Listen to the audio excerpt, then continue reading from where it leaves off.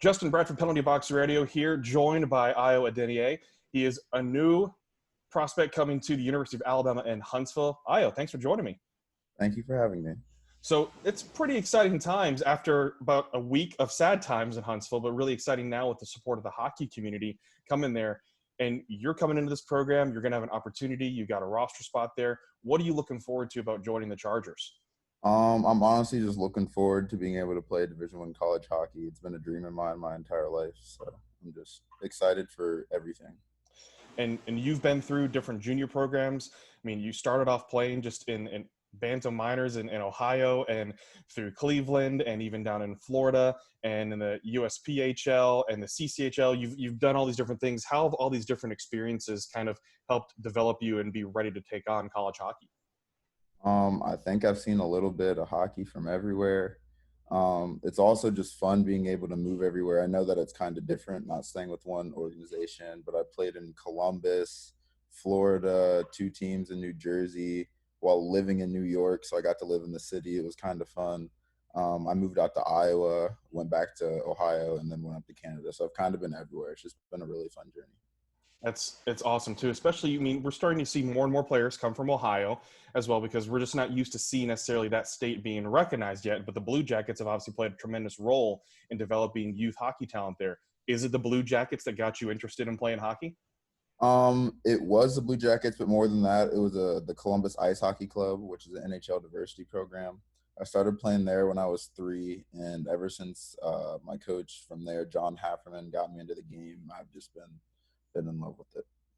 That's awesome. That's awesome to see. So now that we've seen you make this progression, first of all, looking at your stats, I mean, you're a 6'5" dude, so you're not a small guy. What would you say your style of play is like, especially as a defenseman? Are you a big bruising guy? Are you gonna model your style of play after anybody? It's ironic you say that because as a Columbus guy, Seth Jones, I really try to model a game after him. But I'd say that I'm a little more defensive than him. I kind of like playing in the defensive zone, kind of hitting guys, pinning guys, just taking control back there. So I'm going to try to do that as much as I can next year. But I also like jumping in the rush when I can because I'm kind of fast. So It's awesome to see Seth Jones, because the Nashville connection here, being an original Predators prospect and drafted here, and to see how he's developed into a Norris Trophy worthy type of defenseman as well. And boy, you see Popeye in him with his lower body, because he's got those hips and he can definitely bruise some people as well. He's a total athlete right there too. So growing up, because obviously Seth Jones is not that much older than you, who did you kind of look out after and model your game or idolize as a hockey player, whether it's in the NHL or any other league? Growing up, my favorite player, and kind of the reason why I have dreadlocks now, they're kind of put up, was Anson Carter. Yeah. So growing up, I always loved watching him, even though he was a forward. And then when he went out of the league, I kind of transitioned back to PK. I like PK Subban. So That's I awesome. kind of just jumped from PK to Seth when he hopped to the Jackets because it's kind of a hometown thing. But I've always liked PK growing up too. And PK obviously has a future career once he's done playing hockey, which probably is going to be some sort of broadcasting role. Anson Carter's been very successful in that as well. Do you model your thing after that too, where you're like, hey, I see these guys can have a great career once they're done playing hockey? Is there something that you look forward to as well with that? I'm going into UAH with a business major because I'm trying to go into maybe scouting or coaching when I'm done with hockey, but I definitely want to stay in the game of hockey when I'm done. That's awesome. That's awesome. So now looking at the Hockey's for Everyone program, because it's just huge for growing the sport that we love. I mean, making it more available to people, making sure that people that want to play can play and everything too. How did that program help you become who you are today? I feel it's helped in several ways because as an African-American male, there's not a whole lot of me that play hockey, a whole lot of people that look like me. But growing up with the Columbus Ice Hockey Club, there was always kind of a group that I could go back to that I could familiarize myself with. And even when I would leave to go play junior hockey, I could come back and just be able to skate and play with my friends that all look like me. So it was always just a different experience that was kind of fun because I could mentor little kids. I still look up to kids in the program. So it's just all around like family.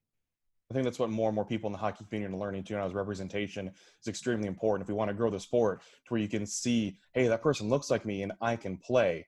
Do you like being that kind of person that can be a role model to the community as well? 100%. Because growing up in Columbus, there's not a whole lot of black hockey players. I made my Instagram name African Hockey when I was 12 or 13, and just going around the rink, everyone calls me, hey, you're African Hockey, this, that, or the other. So I kind of like it. I love it.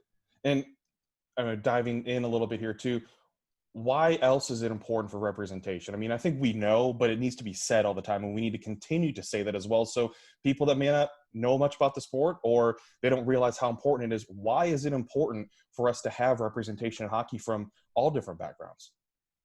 It's important because if you want this game to be the best game on earth, you want everyone to be playing the game. And right now, there's not a whole lot of Hispanics, there's not a whole lot of African Americans, there's not a whole lot of anyone besides Caucasian people playing the game. So you spread it, you'll start to see more people that are athletic from different races being able to do crazy things on the ice. So Hey, I'm happy to be a Filipino playing hockey. Definitely don't see that too often, yeah, especially a Husky Filipino. So let's get to know you a little bit more as well, because it's always fun to get to know hockey players, because some people have things that every hockey player does. Some have their own unique personal things. So in terms of a normal game day for you, especially junior hockey, where it's very different just from college hockey in general, what was your normal game day like from wake up to game time? I'd always wake up and I'd eat a pretty big breakfast. I'd go for a little jog sometimes, kind of just get loose. And then more than anything, I just like to listen to music and just get into my little pregame ritual, just visualize stuff, that kind of thing. I'm not the weirdest pregame guy. I just kind of go with the flow. You're not a goalie. So, No. so are there any songs that kind of tend to rotate to the top of your list, or is it just always just a random kind of thing for you? I like the Apple Rap Life playlist. I don't like my big thing is I want to have a routine, but I want my routine to be too robotic. So I let my music just come to me, whatever it is. I kind of have a warm up pattern, but I don't do the same thing every time. I just kind of go with the flow just so I'm not a robot. That's good, because if one little thing kicks you off a little bit, you don't have to freak out about it.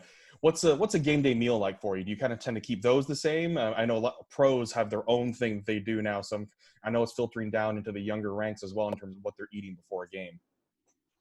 Honestly, my billet mom would just surprise me with something before every game. I'd tell her, don't keep it the same. I always like just having a couple new different things. So I'm not really that picky. It doesn't have to be chicken parm every time. All right. So growing up and even now, do you have any favorite hockey movies? Always like the Mighty Ducks. The second one's my favorite. Um, Goon, funny movie. I don't really know. Well, no, those are good ones right there. So do you know how to do a knuckle puck? Are you able to pull that off? I cannot say that I can, but we'll be working on that Yeah. this summer. We'll I try don't to know if get it's physically possible, but so there's been a lot of downtime, especially with the virus going on and everything like that too. What have you been doing this off season to just, what it's to stay in shape or just to take care of your off time? I try to stay dedicated just so I can come back to the season at 100%. So I've been trying to work out 5 days a week and run 4 days a week, kind of take the weekends off. And I ordered Mars blades in March, and they still haven't came in yet. So I haven't been able to skate or do anything like that. Oh man, I've heard good things about those blades though. I definitely not within my budget, but I've definitely heard other people. Well, I got them on my birthday, so That's awesome. That's an awesome birthday gift. So, also in your personal time, are there any certain things you love to stream, whether it's on Netflix or Hulu or anything, things that you love to binge watch? more than a Netflix or Hulu guy, I play a whole lot of Xbox. All So right. I'm playing NHL 20 all the time. Everyone makes fun of me because I'm not a big Call of Duty guy or Fortnite guy. I play PUBG, which is not the best graphics, but it's my favorite game. So Hey, I'm in the same boat. I don't like the stress of the first person shooters as much. I'd rather play the sports games or go play Sea of Thieves or something like that. So when you're playing, what mode do you usually play in NHL 20? EASHL, so it's like the little online versus. You get to be your own little person. I normally just play a defenseman, sit back, do the same kind of thing I do. It's just kind of fun. Nice. Nice. So let's see here. What is the legacy you want to leave at UAH? I know it's completely changing topics here before we leave, but you're going to be a part of a program now that had to fight just to survive. And you're coming in there and you're going to be able to be a part of this as well, to see what the future is going to hold for college hockey in Huntsville. And it's something that obviously means a lot to that community, but it shows it means a lot to the hockey community. So what legacy do you want to leave behind for the program? Well, whenever I tell anyone I'm committed to play hockey in Alabama, they think Alabama football. So why not Alabama hockey? You know what I mean? I want us to be one of the top contenders by the time I leave. I don't know if it's possible, but we're definitely going to try to reach for the stars. So. Hey, anything's possible in sports. We've seen that plenty of times. Well, I really appreciate you taking the time. Welcome to Huntsville. Really excited to see you play. And man, I'm excited to see you lay some hits on some guys as well. It's going to be really cool to see you down there. It's going to be really fun. So look forward to covering you this upcoming season in Huntsville. And thanks for speaking with me. Thank you for having me.